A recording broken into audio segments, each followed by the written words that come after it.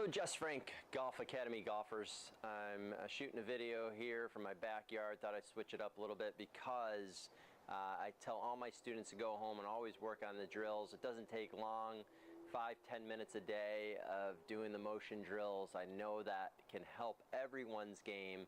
Anytime you put a golf club in somebody's hands, whether you're working on the grip, you're working on posture, setup, alignment, anything you can do. You know, I know time is valuable these days, so if you can get 5 minutes outside in your backyard just to do something with the golf club, I know that's always helpful.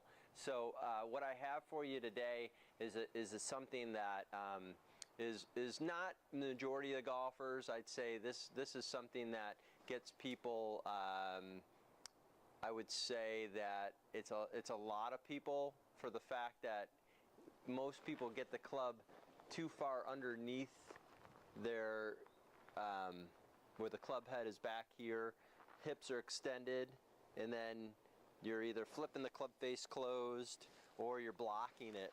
So this is something that I see a lot on the range, and people are like, well, why am I not consistent? You know, so a lot of times what's happening is actually the club is getting underneath the plane too far, and so the only place for the player to go is either to continue on that path out to the right, you can block it, or you can go to the right and shut the face and usually hit a pretty nasty hook.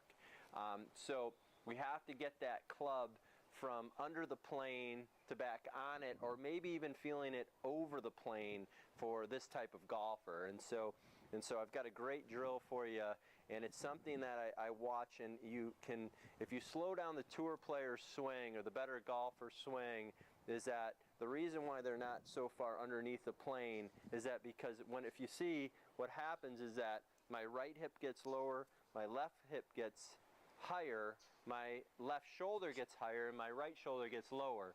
And so what happens from here is that now that club head is gonna flip, and so that's a cause of a lot of problems. So I like to have people, when I see that, is that I want to get them a little bit steeper in the ball, and I know this is not something that is for everyone, but I know it's going to help a lot of golfers.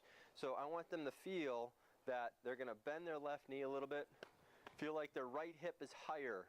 So in fact, at setup, their right shoulder is going to be higher, their left shoulder is going to be lower, and now what that's going to do is that's going to get the club up a little bit more and now back down on top of the plane. And so you can see there's no area for that club to get back underneath. So we're going to do it like this. If I'm facing the camera, you're going to bend your left knee a little bit. You're going to feel like your right leg straightens a little bit. So now, if you can see my belt buckle, my right belt buckle is higher than my left belt buckle. My right shoulder's higher than my left shoulder. And I'm going to take that club back this way now. And then from there, I'm going to keep that club coming down this way too. So this is just a feel. It's something, but you can practice this at home, and you'll be amazed what happens to all those thin shots and block shots and duck hooks when you put this into action on the course. So it's something I know that can help a lot of golfers out there. So if you have any questions, please give me a call, 561-213-8579, or you look me up on my website, jessfrankgolf.com. And I love teaching this game. I love helping people. So thanks again for watching. And if you really like this video, go ahead and share it out with your friends.